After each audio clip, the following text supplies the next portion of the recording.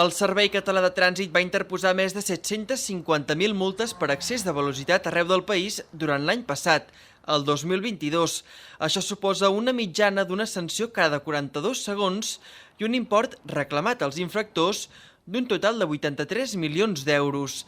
Les xifres són similars a la mitjana dels 10 últims anys, segons dades del Servei Català de Trànsit obtingudes per l'Agència Catalana de Notícies.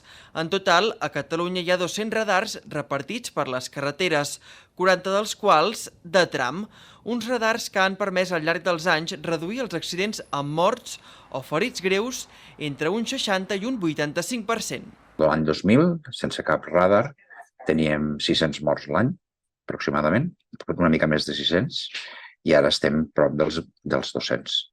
Els dos radars que detecten més infraccions per excés de velocitat són el del tram de l'AP7 entre Ulldecona i Amposta i el de la C31 a Castell d'Aro. A la Catalunya central també hi ha un dels radars que completa el podi a l'hora de detectar més infractors.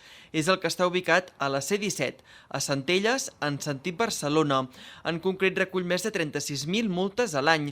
El que està ubicat a l'altura de Ceba, en sentit Vic, va caçar més de 20.000 infractors.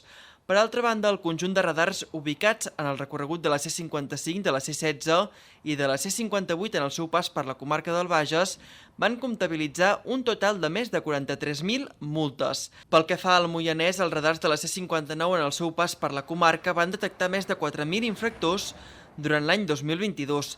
La majoria de radars són fixes, però la tendència és que en un futur el control dinàmic agafi força. És a dir, es preveu detectar els excessos de velocitat mitjançant drons, helicòpters o radars mòbils sense necessitat que hi hagi agents. Això amb l'objectiu de cobrir el màxim d'ubicacions i anar reduint els excessos de velocitat a les carreteres catalanes.